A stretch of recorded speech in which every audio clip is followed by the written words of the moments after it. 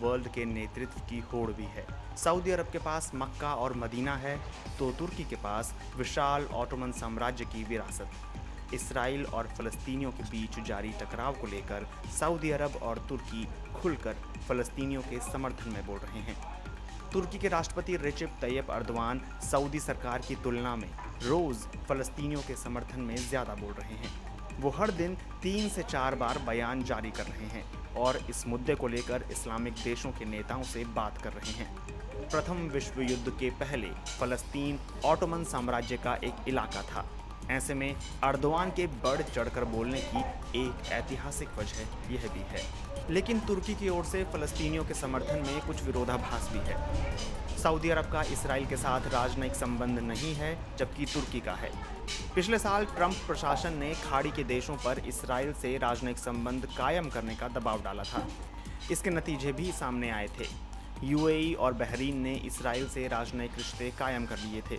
इसके बाद सूडान और मोरक्को ने भी इसराइल से राजनयिक संबंध कायम करने का फैसला किया था। सूडान और मोरक्को भी मुस्लिम बहुल देश हैं।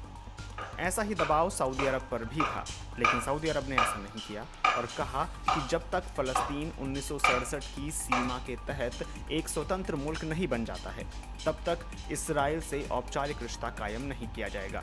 तुर्की यूएई और बहरीन की आलोचना कर रहा था कि इन्होंने इसराइल से राजनयिक संबंध क्यों कायम किए, लेकिन ऐसा तब है जब तुर्की के राजनयिक संबंध इसराइल से खुद हैं। तुर्की और इसराइल में 1949 से ही राजनयिक संबंध हैं। तुर्की इसराइल को मान्यता देने वाला पहला मुस्लिम बहुल देश था। यहाँ तक कि साल 2005 में अर्दवान कारोबारियों के एक बड़े समूह के साथ 2 दिवसीय दौरे पर इसराइल गए थे। 2010 में मावी मरमार वाकये के बाद से दोनों देशों के बीच कड़वाहट है। इस घटना में इसराइली कमांडो दस्तों ने तुर्की के पोत में घुसकर उसके 10 लोगों को मार दिया था। लेकिन इसके बावजूद दोनों देशों के बीच कारोबारी संबंध हैं, 2000 लिस्ट किया है, जबकि तुर्की इसे राजनीतिक आंदोलन की तरह देखता है। पश्चिम के देश तुर्की को उसकी ज़मीन पर हमास की मौजूदगी को लेकर चेतावनी देते रहे हैं। सऊदी अरब और हमास के रिश्ते भी उतार चढ़ाव भरे रहे हैं। 1980 के दशक में हमास के बनने के बाद से सऊदी अरब के साथ उसके सालों तक अच्छे रिश्ते रहे।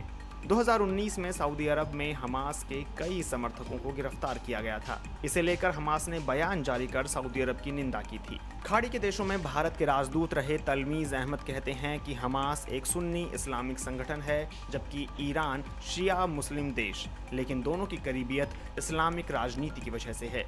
अहमद कहते हैं कि ईरान के करीब होने के बावजूद इससे हमास को कोई फ़ायदा नहीं होता है। ईरान से करीबी के कारण सऊदी अरब से हमास की दूरी बढ़ना लाजिमी था, क्योंकि सऊदी अरब और ईरान के बीच दुश्मनी है।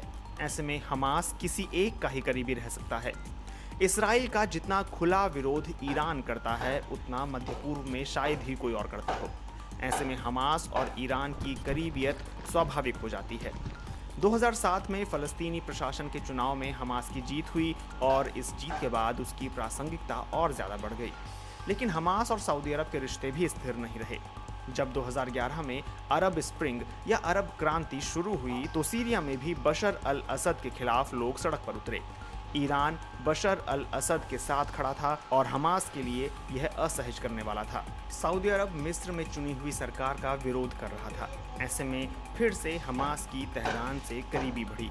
इसराइल और हमास के बीच अभी हिंसक संघर्ष चल रहा है। इस बीच हमास ने मध्य पूर्व के प्रतिद्वंदी देश ईरान और सऊदी से एकता बनाने की अपील की है। क्या वाकई इस्लामिक देश फ़लस्तीनियों को लेकर आपसी मतभेद भुला देंगे? क्या इस्लामिक देशों की एकता से इसराइल थम जाएगा? खाड़ी के कई देशों में भारत के राजदूत रहे तलमीज़ अहमद कहते हैं कि 1967 से पहले फ़लस्तीन और इसराइल समस्या अरब की समस्या थी, लेकिन 67 में अरब इसराइल युद्ध में इसराइल की जीत के बाद से यह केवल इसराइल और फ़लस्तीन की समस्या रह गई है। अगर इसे कोई हल कर सकता है तो वो इसराइल और फ़लस्तीन ही हैं। इस्लामिक देशों की प्रतिक्रिया दिखावे भर से ज़्यादा कुछ नहीं है। ज़्यादातर इस्लामिक देश राजशाही वाले हैं और वहाँ की जनता का गुस्सा जनादेश के रूप में आने का मौका नहीं मिलता है। ऐसे में वहाँ के शासक फ़लस्तीनियों के समर्थन में कुछ बोलकर रस्म अदायगी कर लेते हैं। जहाँ तक तुर्की की बात है तो अर्दवान ने बाइडन के आने के बाद इसराइल के साथ संबंध सुधारने की कोशिश की है। वे राजदूत भेजने को भी तैयार थे, लेकिन इसराइल ने कुछ दिलचस्पी नहीं दिखाई। इसराइल के खिलाफ हाल के दिनों में अर्दवान ने बहुत ही आक्रामक बयान दिए हैं। तलमीज़ अहमद साथ ही कहते हैं कि तुर्की या सऊदी अरब से इसराइल का कुछ भी नहीं बिगड़ने वाला है और अगर कोई दखल दे सकता है तो वो अमेरिका है, क्योंकि वहाँ की दक्षिणपंथी लॉबी इसराइल के समर्थन में मजबूती से खड़ी है। तलमीज़ अहमद कहते हैं कि सऊदी अरब के आम लोगों की सहानुभूति फ़लस्तीनियों के साथ बहुत ही मजबूत है। ऐसे में सऊदी शाही परिवार पर अप्रत्यक्ष रूप से आम लोगों का दबाव रहता है और इसी का नतीजा होता है कि वहाँ का विदेश मंत्रालय एक प्रेस रिलीज जारी कर देता है। ईरान है। फ़लस्तीनियों के समर्थन में इस्लामिक देशों के संगठन ऑर्गेनाइजेशन ऑफ इस्लामिक कोऑपरेशन यानी OIC ने भी बयान जारी किया है। अरब के हितों को पूरा करने वाला ही एक संगठन है। तुर्की, पाकिस्तान, ईरान और मलेशिया ने 2019 में इसके समानांतर एक संगठन खड़ा करने की कोशिश की थी। पाकिस्तान में भी आम लोगों का समर्थन फ़लस्तीनियों के प्रति होता है।